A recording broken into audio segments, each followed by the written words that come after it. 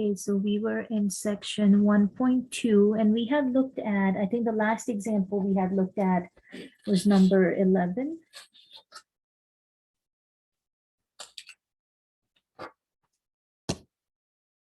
Yeah, that was the one about the square and the rectangle. We had to convert that into symbols. So let me just show you that example here.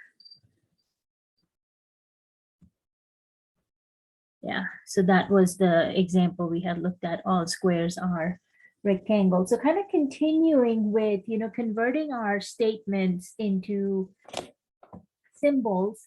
For our next example, let's take a look at number 14 over here. Again, just to show you the instructions, if you look over here, they're telling you translate the sentence into symbolic form, be sure to define each letter you use.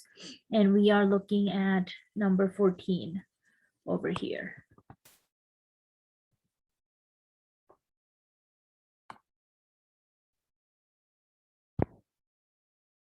Okay, move this just a little bit higher.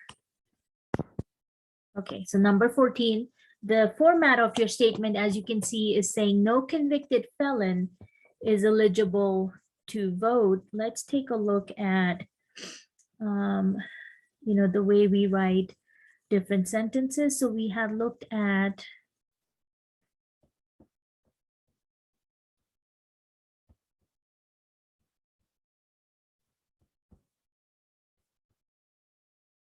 so this is in the form of no SRP, and well, that's not going to be here. I guess I did go by that.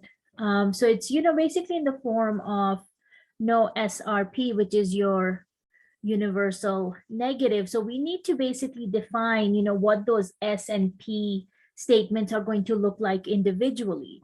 So when we're looking at this statement here, you've got no convicted felon is eligible to vote. So how do you think our, simple statements P and Q should be like, looking at this example here?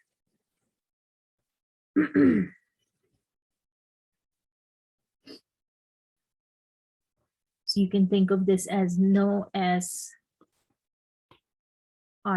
That would be the format.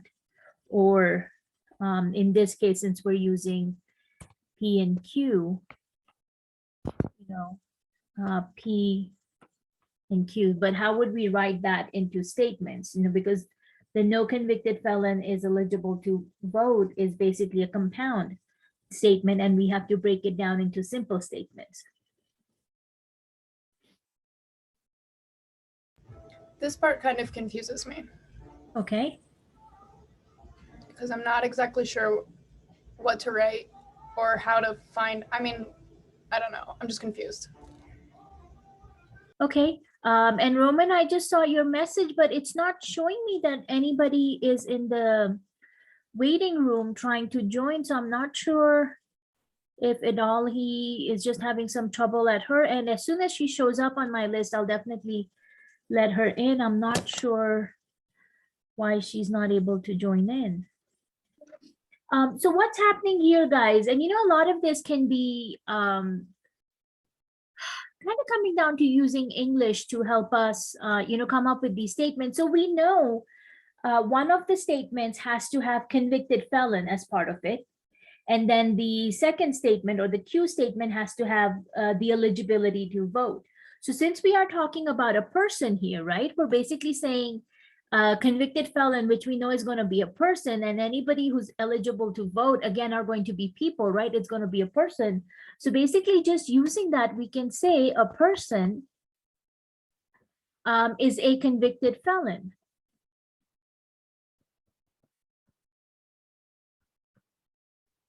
So kind of like last time when we were talking about squares and rectangles, we had said, a shape is a square and a shape is a rectangle because, again, that's what they are, right? They are shapes. And so, yeah, we're just kind of trying to see, just the simplest way that we can write these statements out. And then same thing for the Q statement, we can say a person is eligible to vote. So this is kind of how we can define our simple statements over here, but then it comes down to, the symbols. So how are we going to put this in, either conjunction, which is, using and, disjunction, which is using or is this going to be in the form of an if then statement? And again, this guy over here, the no convicted felon is eligible to vote, is basically, if you think about it, we are saying if a person has been convicted for any kind of crime, then they are not eligible to vote, right? So it's actually going to be an if then statement, because we are saying if somebody is a convicted felon, then they cannot vote. That's basically what the statement is saying, right? So when you put this in symbolic form, we are saying if, oh, I removed my pencil. So if we're saying if a person is a convicted felon, then this person cannot vote. So you can see how we define Q as a person is eligible to vote, but then we are saying this person is not eligible to vote. So we have to bring that negation in. So it really depends on how you define your simple statements. And normally, you don't really want to put the negation as part of the original statement. So you don't really want to write Q as a person is not eligible to vote. Normally, we would write it as, the way we have it, they are eligible to vote, and then you can bring in that negation symbol when you are saying the person cannot vote. So does that kind of make sense why we bring the negation symbol in our symbolic statement? Yeah? Yes. Okay. All righty. And I was just about to say, I am not seeing Idali, and her name just popped up. Hey, Idali. All righty, so let's go ahead and save this guy and take a look at our next example here. How about number 27? Could you show me the table again so I could look at that? The all S or RP. Yeah. All right.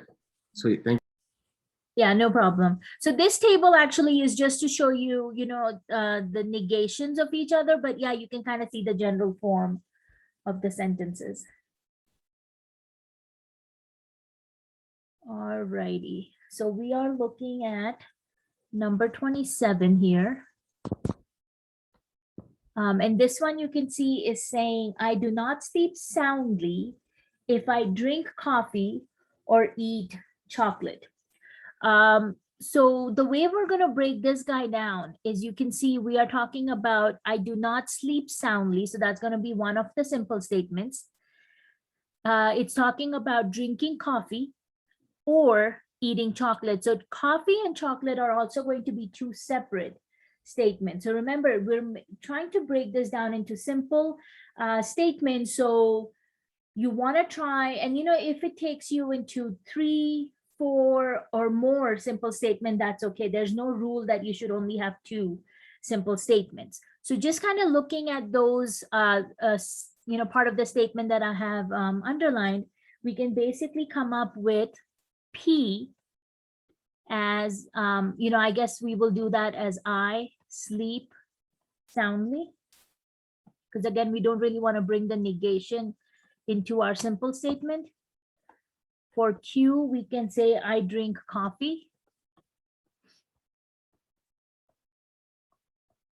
And as you can imagine, so P, Q, and R will be next.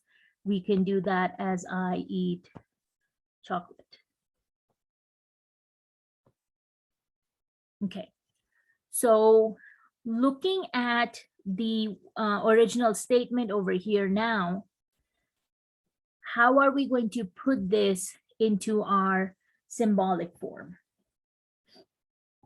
And the one thing we should remember, and I'll go back to my handout here very quickly, whenever we are writing these statements, because there is the word, if I drink coffee or eat chocolate, then I do not sleep soundly. So whenever you are working with these conditional statements, always remember that they are in the form of if then. So even if in English it's written in a reverse order, as far as symbolically goes, you still have to write it as P implies Q. And I think that's where that last table kind of comes into play. So just you can see, if then is how you want to do. So if P, then Q. So you're basically saying, if you have the first thing happening, then the second thing happens. And there's terminology for that. We call them antecedent and consequent, and we will be talking about that later on. So over here, you can see they are talking about if I drink coffee or eat chocolate. So since these are the statements that are following if, then that means they have to go together. So that means we are saying if I drink coffee. So if I drink coffee is the Q statement, and or means this is where we're bringing in disjunction. So this is going to be our disjunction symbol. So we are saying if I drink coffee or eat chocolate, so that's the R. So they together are actually going to form the first part of our statement over here. So we're saying if we eat or drink, then I cannot sleep, or I do not sleep soundly. So that's actually the consequent, the result of eating chocolate or drinking coffee. So that's why they are not able to sleep soundly. What am I missing on that last part? Negation for P.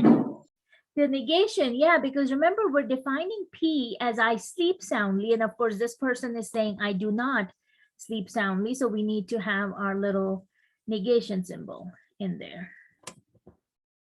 So negation of P. So, just because we are defining P as, the first one, Q as the second one, and R as the third one, doesn't mean your order is going to be P, Q, and R in the symbolic form. It really comes down to how they had the original statement written down and how, you translate that into symbols. So again, like I said, that order is very important when you are looking at the statement. So the if part always goes first, the then part will go second.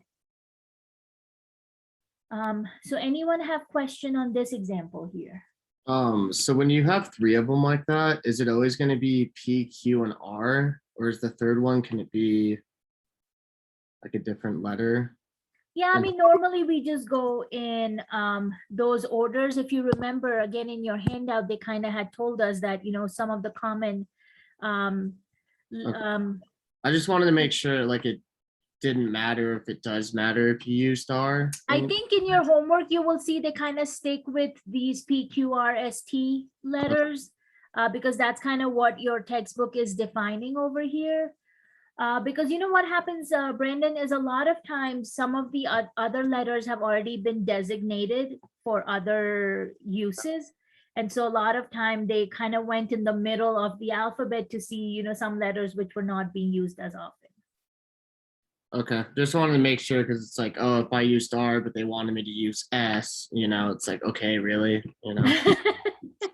When you get to this homework section, you will see they will already have predefined those letters for you. So you really wouldn't have to come up with your own. But if you do find yourself, guys, in that situation, I would say, yeah, just stick with these, the ones that your textbook is kind of, asking you to use.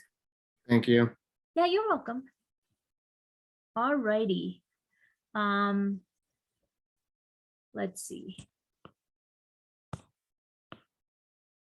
All right, so any other questions on this example here?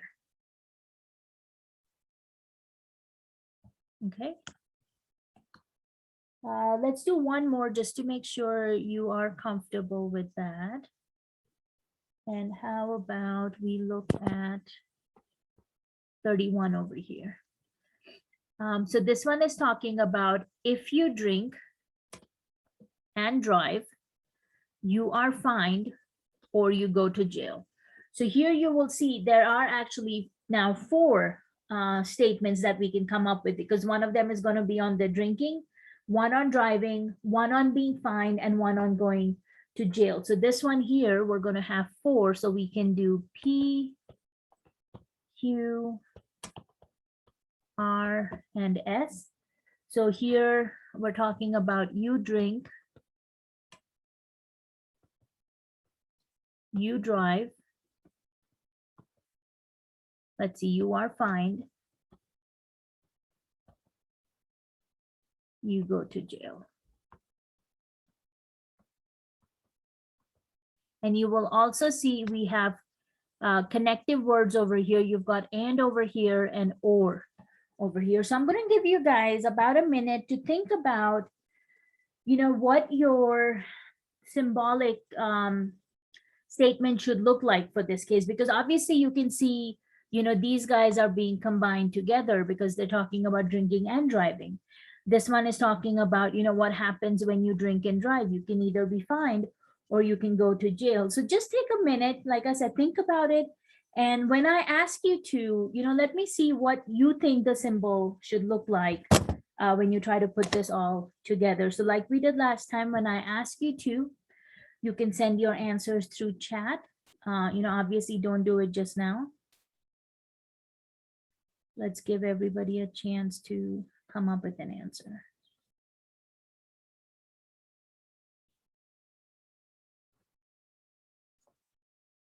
And again, if it's incorrect, that's okay, because that's kind of part of the process. So don't get too worried if you think your answer is going to be incorrect or anything like that.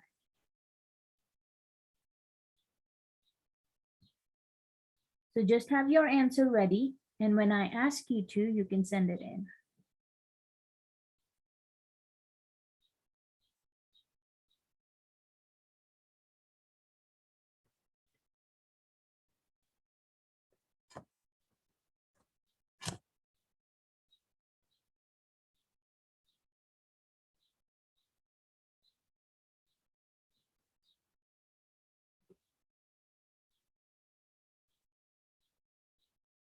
Alrighty, so try to get your answers ready.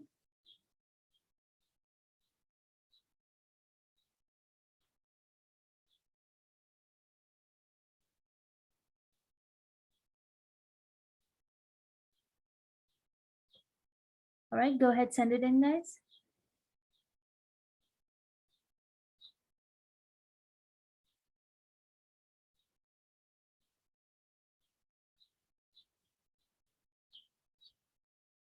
Alrighty. So let me look at the first answer. You had P or Q implies R or S. Okay, looks like Nicholas, you had the same answer. P or Q implies R or S. Logan, you had P and Q implies R or S. Roman, P and Q implies R or S. Ethan, P and Q or S. Okay.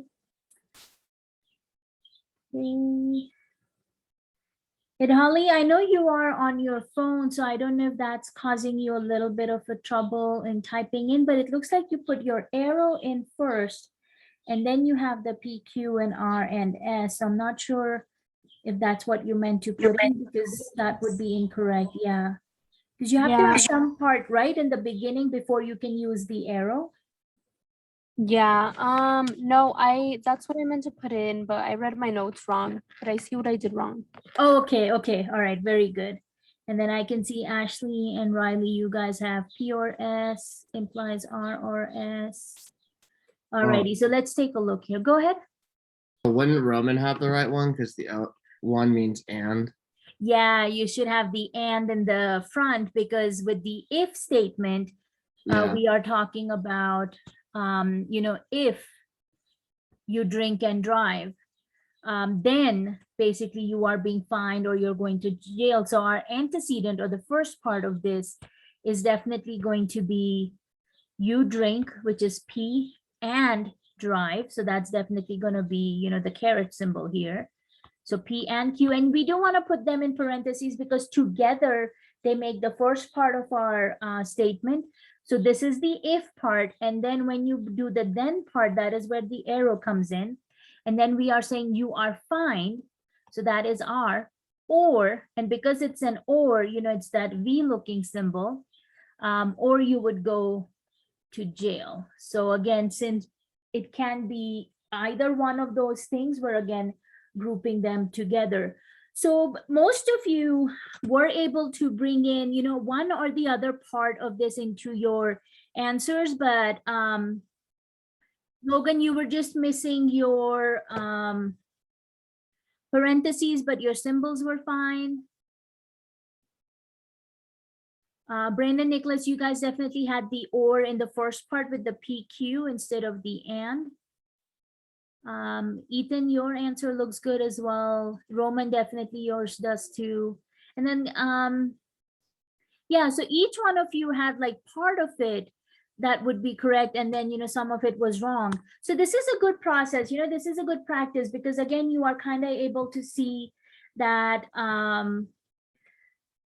just where you need to be a little bit more careful about, and kind of how some of this grouping exercise will kind of work. All righty, very nice.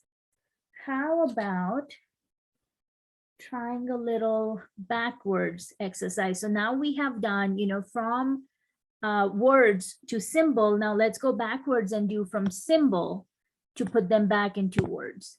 So for that one, how about we look at,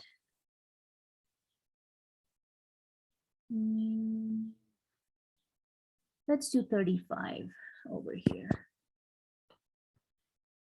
So here you will see they're defining the P and Q statements for us. They're telling us P is, I am an environmentalist. Q is, I recycle my aluminum cans. And then underneath that, you will see we have 4 different symbols or symbolic statements that they want us to, basically rewrite in words. So let's start with our first one over here. You've got A, which is P and Q.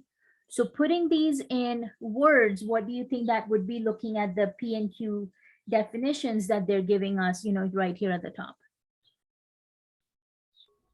I'm an environmentalist and I recycle my aluminum cans. Yeah, and you can see there's no negation or anything. It just says P and Q. So that's exactly how you will write it out. So I am an environmentalist and I recycle my aluminum cans. Okay, now we are going into P implies Q. So remember, P implies Q. One of the most straightforward ways to write this would be if P, then Q.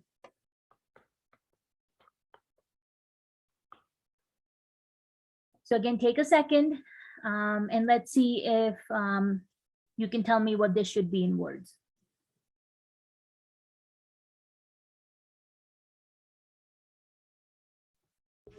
Do you want us to type it in the chat?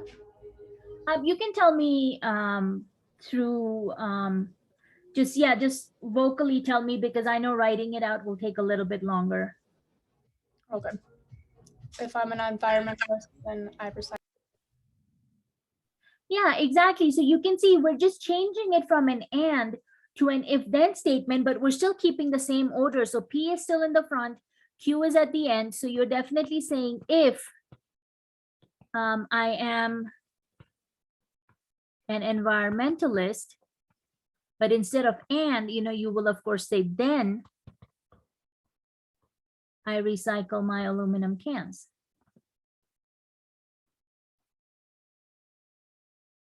All right, so this one I do want you guys to take a minute to think about, because you will see how on part C, they are putting a negation in front of both the simple statements, and of course they've reversed the order. So you've got a negation, you've got not Q, implies not P. So if we follow the same format as part B, this should be in the form of if not Q, then not P. And I would like somebody new to try and answer this since Logan answered the first two. Let's see if somebody else can help us out on part C.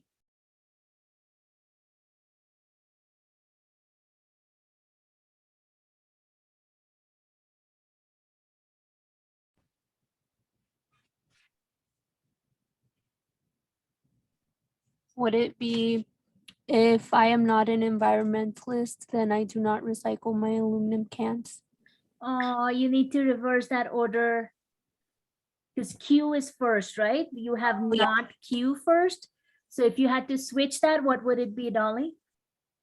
If I do not recycle my aluminum cans, then I am not an environment. Very good. Yeah, so that order is really crucial in this case. So if I do not recycle, I think I spelled that wrong, my aluminum cans, then I am not an environmentalist.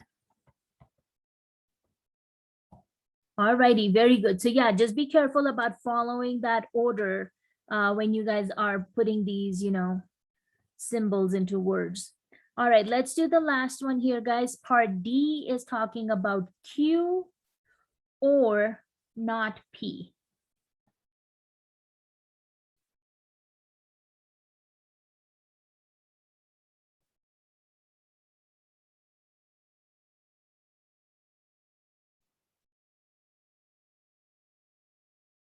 Q or not P.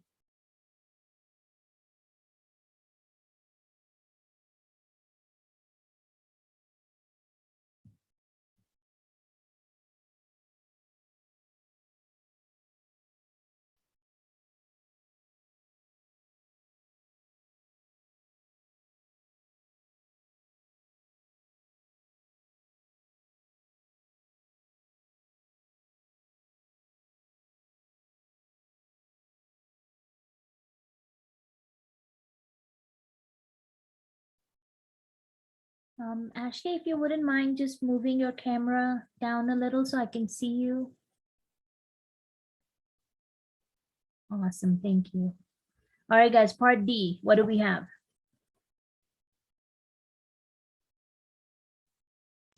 I said, since what I wrote down was, I recycle my aluminum cans or I'm not an environmentalist. Very nice, yeah, because you've got Q at the front.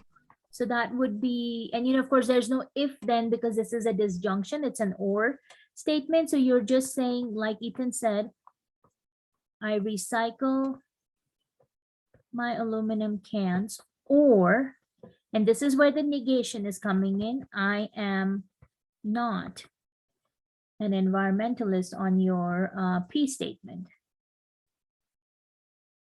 Okay. So, like I said, for some of these examples, your P and Q will be defined for you. So you're not coming up with them like you can see in this example. And here you're just literally taking the symbolic statements and converting them, into words over here. Okay, did anybody have questions on this? Okay. Alrighty, and then let's take a look at, and this was a neat example. So let's take a look at this guy over here. This is number 41. So they're asking us which statement, the first one or the second one, is more appropriate, and they want to know the reason for it. So first one says having 31 days in a month is necessary for it not to be February. Having 31 days in a month is sufficient for it not to be February. So you can see, of course, your premise is, having 31 days in a month is necessary for it not to be February, or having 31 days in a month is sufficient for it not to be February. So it really comes down to which terminology is better. Is necessary for or is sufficient for?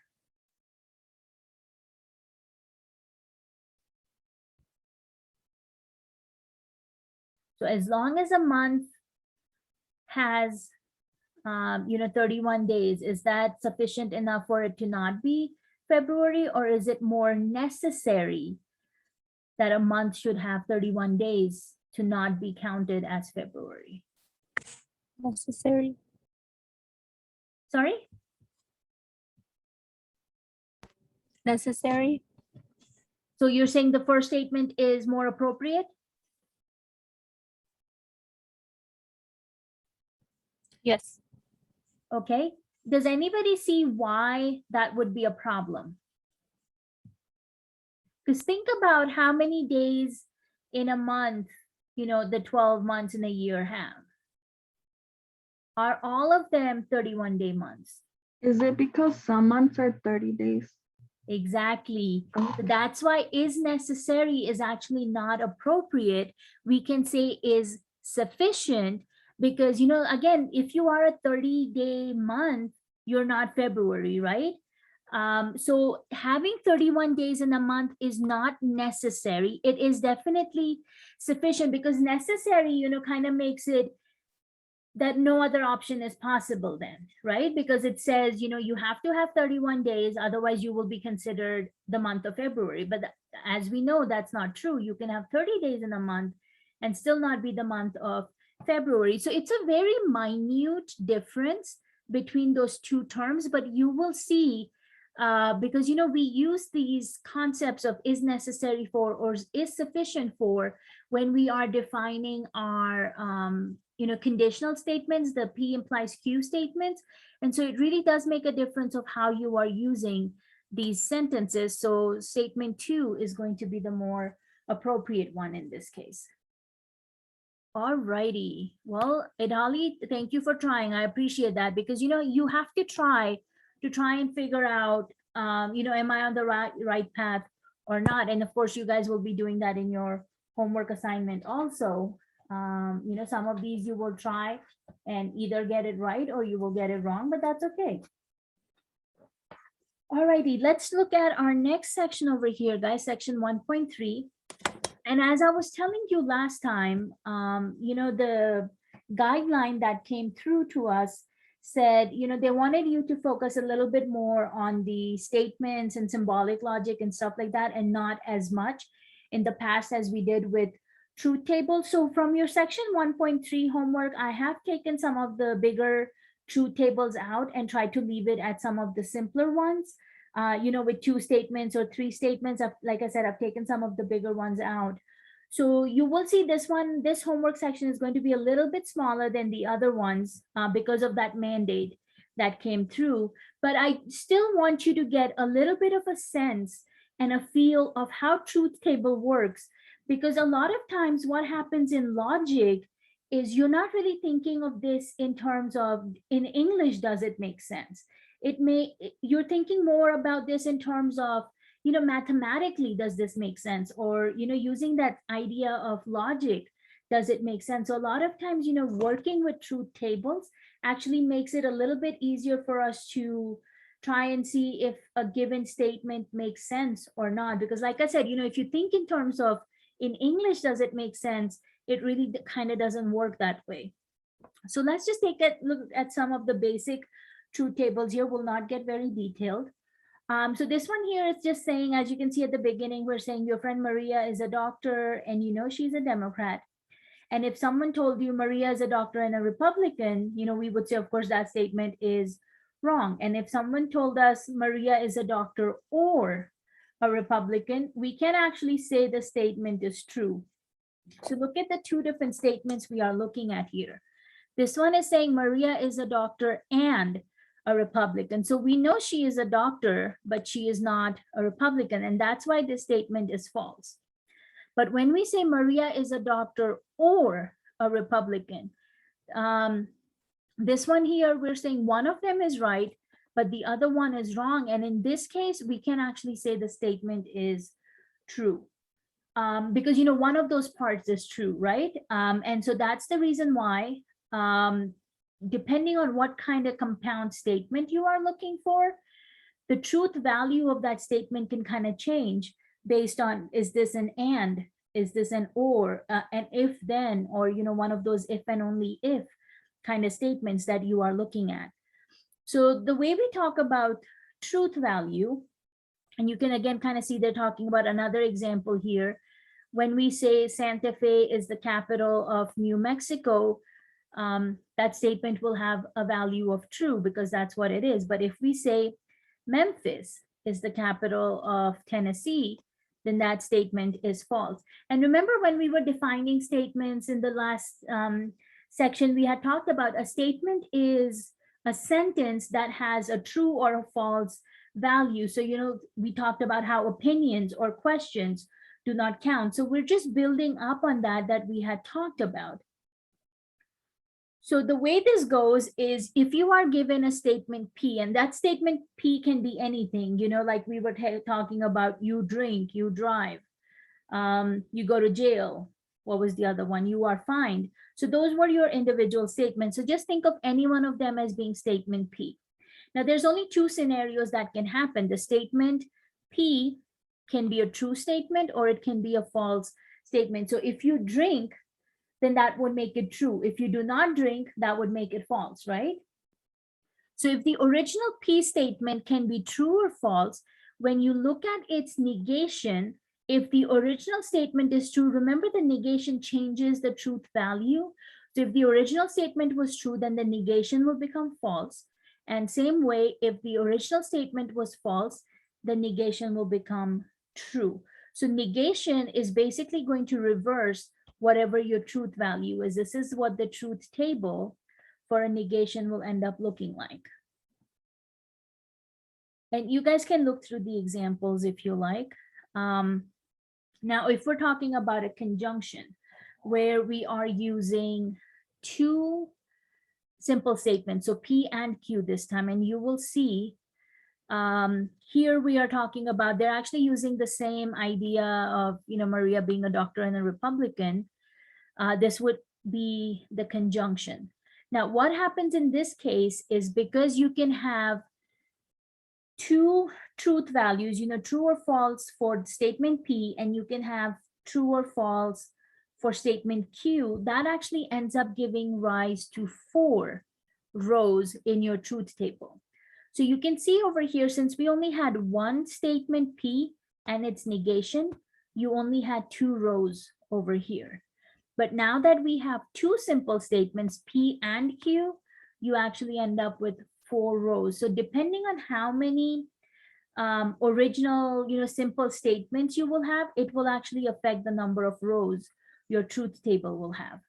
So in this case, you can see for our P value, we still have true and false. So still 2 truth values. But because you have to have 4 rows, since we're bringing in a new statement, you end up with 2 trues and 2 false values on the P. And you will see, just looking at different combination between our Q, you still have 2 true and 2 false values, but they just alternate. And this is just how we define these truth tables. So your truth tables, and they're not getting a whole lot of detail into the science behind how they came up with this. I'm sure if you search for it, you would be able to find more information on that. But, obviously we're not trying to get too detailed into this. So this is what your truth table, the beginning of a truth table will look like when you have 2 simple statements in there. So you can see for the first one, you start with 2 truths, 2 false, and then we alternate on the second column.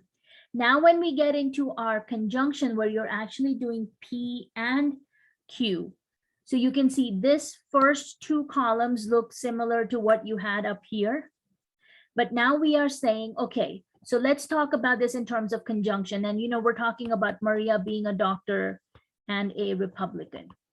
So if both of those are true, that Maria is a doctor and she is a Republican, then your conjunction statement is going to be true because each of the individual parts are true.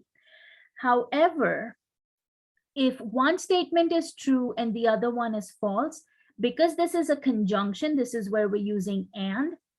If one of those is going to be false, so you can see in case number 2 or row number 2, if one of them is false, then your conjunction is also false. Same thing over here. If one of those is false, your conjunction is false. And of course, if Maria is not a doctor and she is not a Republican, so if both of these are false, then your conjunction statement, Maria is a doctor and Republican, of course, is going to be false. So with a conjunction, the only time your conjunction is going to be true is when each of your individual statements are going to be true. And you can see in all the other 3 cases below it, if there's even one single false in there, then your conjunction ends up becoming false. So that's kind of how we define our conjunction table. With your disjunction, which is where we have the or, and remember we had talked about we are only using inclusive or. So as long as one of those statements is correct, we're okay with it. So this one is talking same thing, Maria is a doctor or a Republican. So even if one of these is going to be true, your disjunction is going to be true. So take a look at this. So again, we're talking about her being a doctor and a Republican.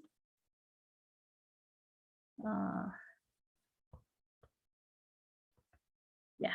So if she is a doctor and she is a Republican, then of course, both parts of your statement are true. So your disjunction is true. Now look at this, how different this is from our conjunction table we just saw.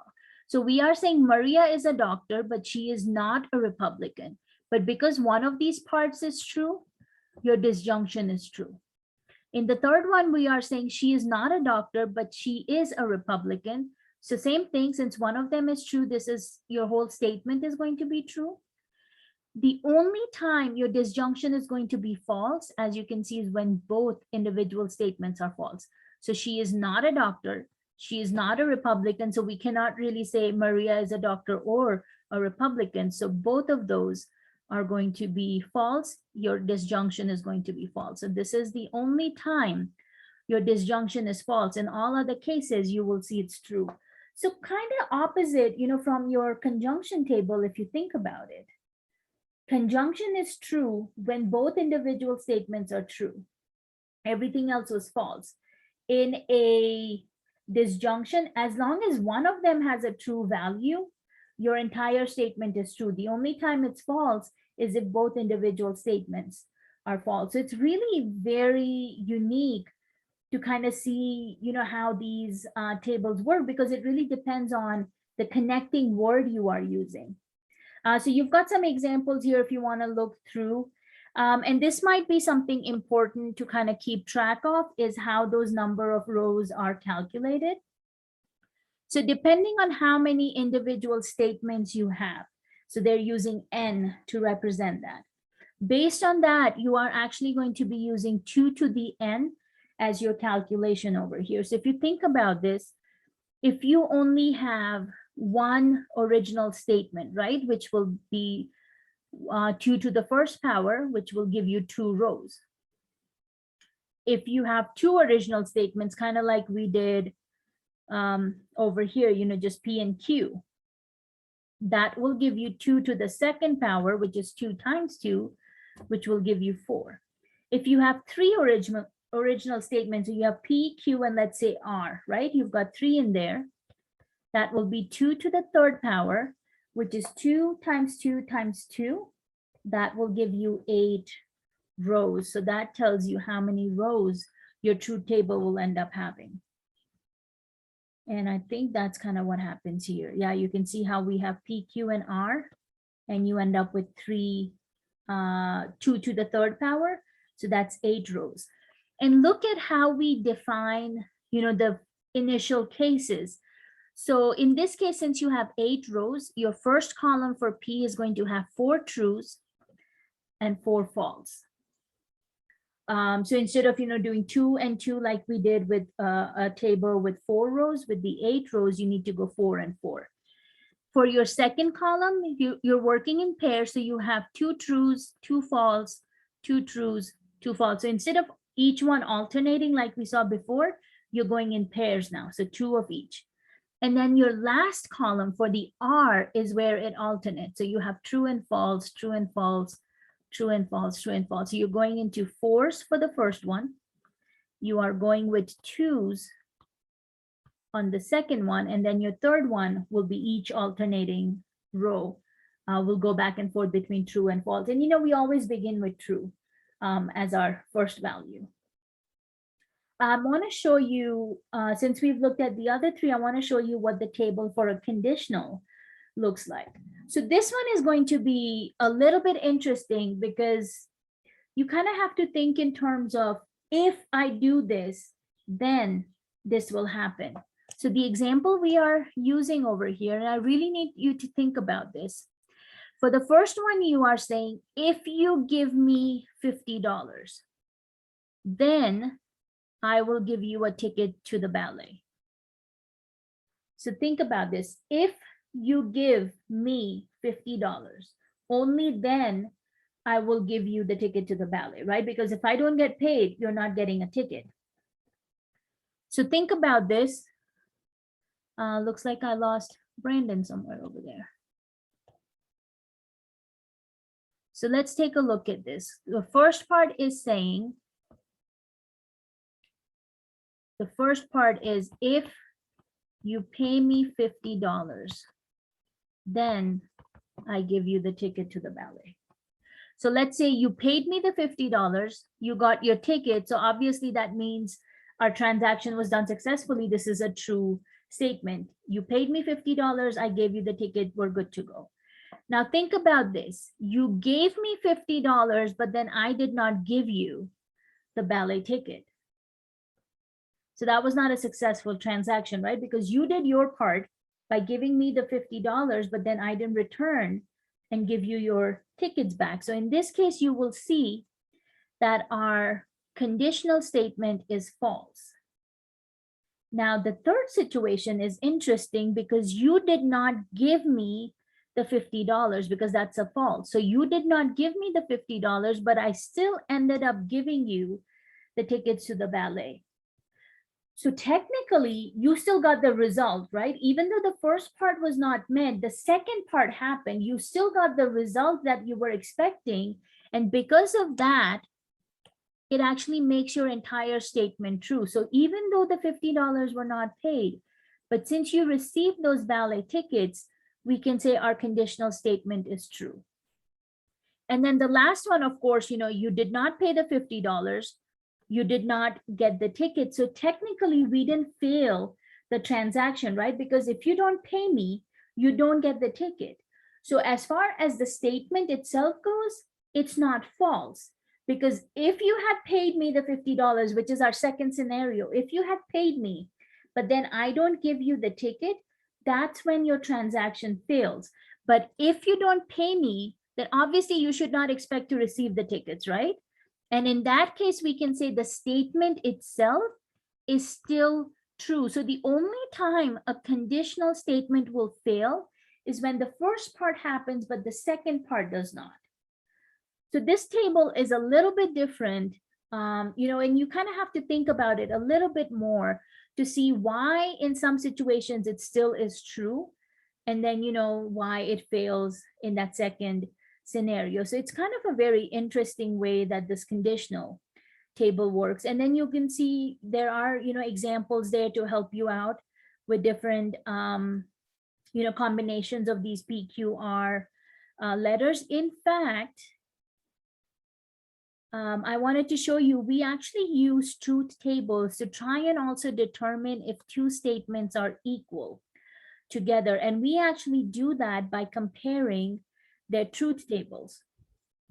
So you can see over here, we're talking about, these being our two individual statements. So you've got, if I am a homeowner, then I pay property taxes. And the second one says, if I am a homeowner, I am a homeowner and I do not pay property taxes. So we're just trying to determine if these two statements are equal to each other or not. So you can see how we have P implies Q for one of our columns, P and not Q for our other column, And this is just, getting us ready to go from Q to not Q, so we can use it in this one here. So the idea is if all your 4 truth values here come out to be the same, then we can say the 2 statements are equivalent. If they don't come out to be the same, then, of course, the 2 statements are not equivalent in their meaning. So you can look at, once we complete this, these numbers, or these values, sorry, do not match, because if this guy was false, this should have been false also.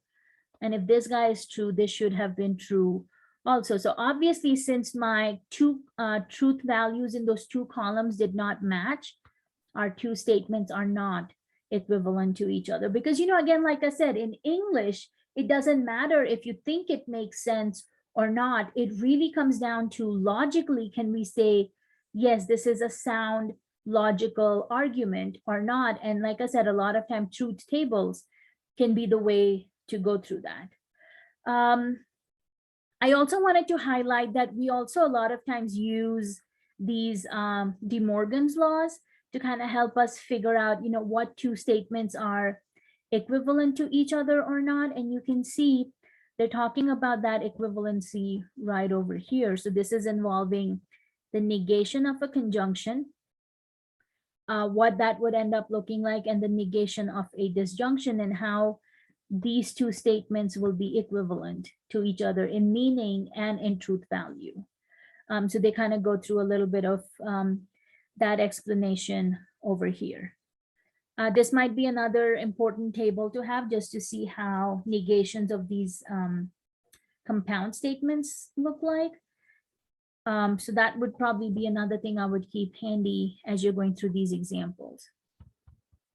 So let's pick a couple ones to see if we can come up with just some of these basic truth tables over here.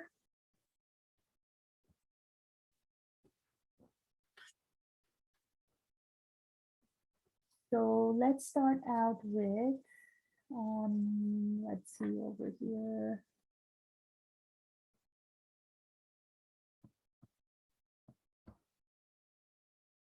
Okay, so I'm actually using example 22 over here. So let's take a look at our instructions. They're saying translate the compound statement into symbolic form and then construct the truth table. So they do want us to start out by converting these into symbolic form and then coming up with what our truth table would look like.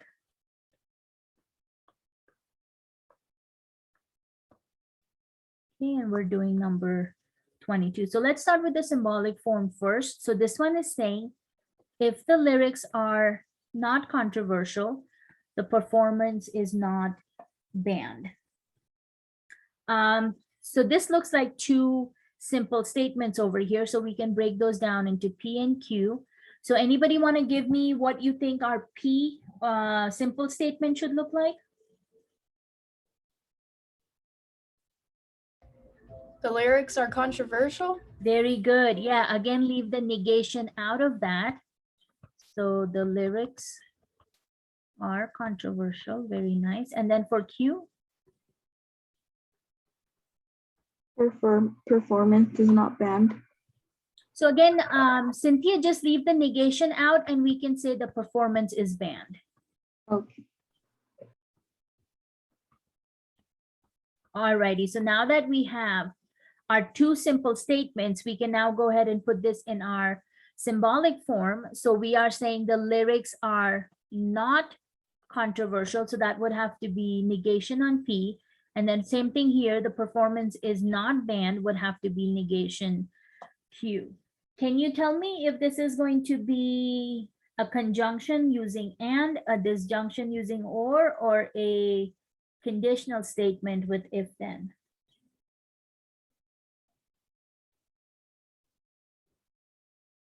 Conditional. Conditional, because they are telling you if the lyrics are not controversial, then the performance is not banned. So that's what symbolically this statement will end up looking like. Not P implies not Q. All right, let's save this. And I'm actually going to have to transfer this over to our notepad over here.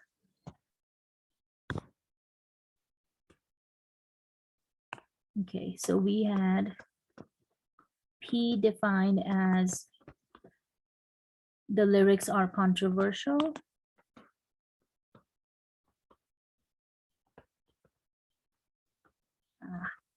And Q was the performance is banned.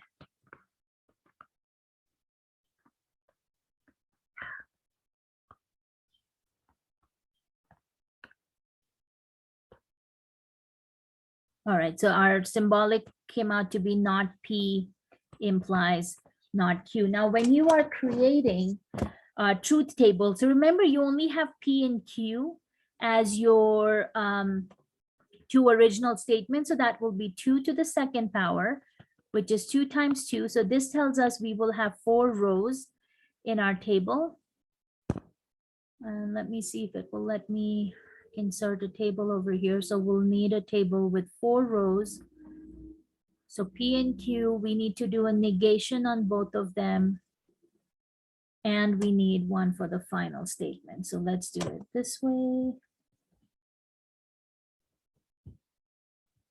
Let me see if it will let me make this a little bit bigger. Okay, there we go. So we have our P.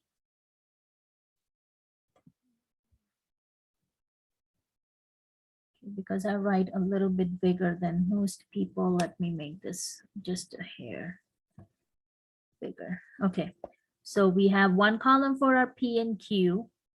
And then since we need to do a negation on, both of these statements, we'll need to do one column for negation of P, one column for negation of Q.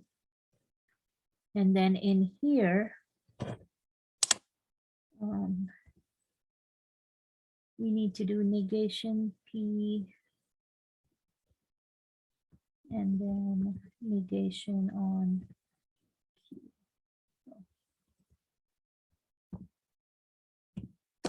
Okay, so again, remember you have your 4 rows. If you remember what we just saw in our handout, when you start out, you will do 2 truth values, 2 false values for your P column. For your Q column, this is where we alternate since there are only 4 rows. So this will be your initial setup over here. Now we are negating the P column. So you're looking at the P column and you're thinking, okay, if I'm negating it, then all of my truth values are going to reverse, right? So what was true will now become false and false will become true. So just looking at the very first column, we had true and true. So they will now become false and false. And then the false and the false will end up becoming true. So that's literally what you are doing in the negation, is just reversing your truth value. So obviously that's the same thing that's going to happen over here with our Q column. So you're going to take whatever is the original value and you are going to reverse that in the not Q. So can you tell me what these 4 answers should be here? FT, FT. Yeah, just alternating, and this time you're going from false and true, false and true. Okay, so very nice. We have our 2 negations now. Now for your last column, you are literally only paying attention to the P, not P and the not Q column. So for this one here, you are only paying attention to these 2. So you don't really need these 2 anymore. You are still going from P implies Q, right? We are still saying not P implies not Q. So this will be our first column. This will be our second column. And you are literally going to use the definition which was given to us over here.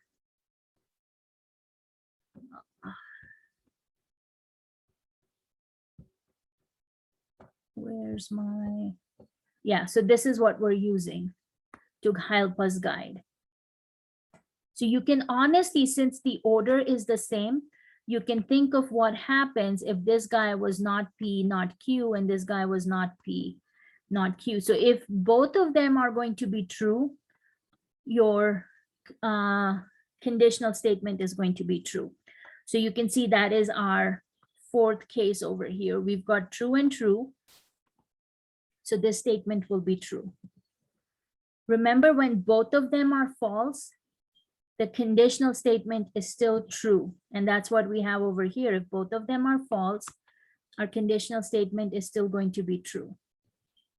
If the first one is false, but the second one is true, and remember we talked about this, so even if you didn't get the $50 or you didn't pay the $50, but you still got your ballet tickets, you still got the conclusion you were hoping for, and that makes this a true statement. So if the first one is false, the second one is true, you still have a true conditional statement. And then the very last one was right here where you paid the $50, but you still ended up not getting the ballet tickets. So this is where the conditional statement fails and you have a false statement.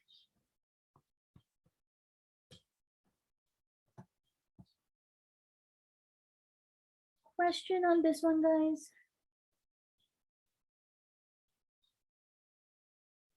So when we say, and let's look at our original statement over here again. Oh, it kicked me out.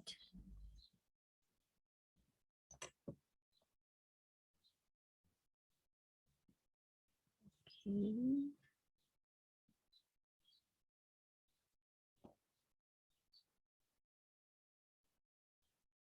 Interesting. So basically the statement was if lyrics are not controversial, the performance is not banned.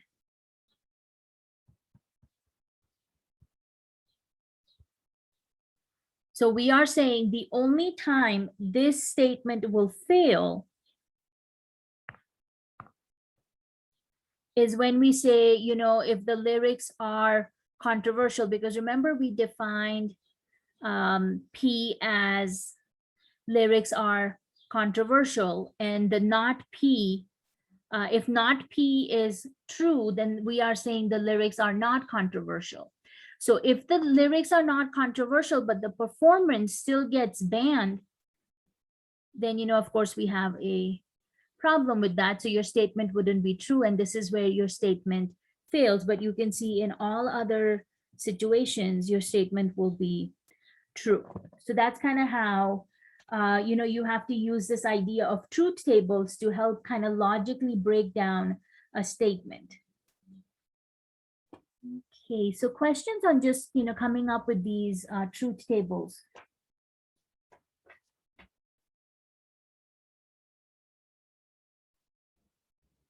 Okay. I think we have time to do one more example. This one is not a big example here. This one is number 28, and it's talking about no electric powered car is a polluter. So again, you can see this is in the form of no SRP, or, you know, no P is Q format.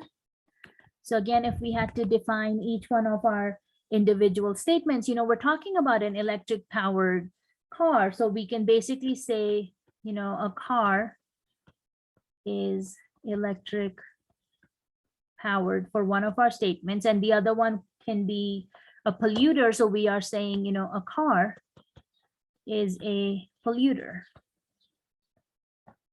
And since this is, and you know, we actually did an example like this from section 1.2, like just when we started class. So we are saying if a car is electric, then it's not a polluter. And we know there's a negation because it's saying no electric car should be a polluter. So if a car is electric, then it should not pollute, is basically what this statement is talking about. So you can see over here, we will have, and I'm just going to do a quick table over here because I don't want to keep you guys too long. So we can do our P column, we can do a Q column, and then all we have to do is negate the Q. And then you can do the last one for, you know, the statement itself, P implies not Q. So just like you saw, these are two original statements, which means you will have 4 rows in your table. 2 of them will be true, 2 of them will be false. Same thing we did before, alternate your Q values. If you're going with the negation on Q, then you know this will alternate. So true becomes false, false becomes true. And then for the very last thing you are doing is you are looking between the P and the not Q column. So now we will be using this and this column to finish our last one. So we are saying P implies Q. So remember, if you met the first condition, but the second condition was false, this is where your statement is false, because same thing, we are saying if your car is electric powered, but if it is false, that means we are saying it is polluting, right? Which means the statement is going to be false. If your car is electric and it is, you know, not polluting, because you know this is not Q. If it's electric and not polluting, then of course our original statement is true. If your car is not electric and it is a polluter, I guess that's what that would be, or not a polluter, this would be, sorry, this would be true. Because if both your conditions are false, your conditional statement is true. And then the last one was if the first condition is not met, but the second one is met, you still have a true statement, a true conditional statement. So first one is true, second one is false, is when your conditional statement is going to be false. If both of them are individually true, then your conditional is true. If both are false, your conditional is true.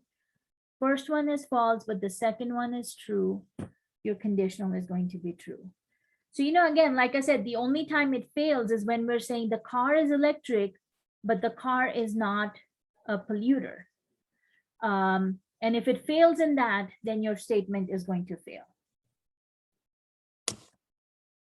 So it will take a little bit of practice, even with these simpler ones, you know, obviously, because I would imagine truth table is not something that you guys have done in any previous class before. So it may take a little bit of practice, but since I have taken some of those more involved homework problems out and just kept some of these simpler ones, I'm hoping you guys should be able to work through these. And, you know, of course, on Friday, I would say try and get to your 1.3 homework if you can, so that way you have a chance to ask me questions on Friday. Some of you are still trying to play catch up, so please, you know, try to use these next 2 days to finish your chapter 1.1 and 1.2 homework sections and start working on 1.3, so you can have that opportunity to ask me questions. But any questions before I let you guys go for today? You guys feel okay about this? Yeah, alrighty. So I will see you guys on Friday, and if you need my help before that, shoot me an email, okay? All right, everyone, be careful, stay safe, and I will see you on Friday. See you later. See you later. Bye. Be careful. Mr. Ruka, Sure, go ahead.